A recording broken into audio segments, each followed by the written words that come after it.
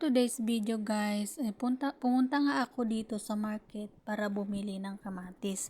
Dahil inutusan nga ako ng amo ko dahil spaghetti nga ang kanilang ipapaluto ay alam kong magluluto ako ng sauce dahil last time na nagluto ako ay nagustuhan ata nila. Kaya magpapaluto ulit sila. Dati kasi binibili lang ni amo ang sauce ng spaghetti ay ngayon ay pinapaluto na dahil masarap daw. Dito na nga ako sa supermarket para bumili ng kamatis.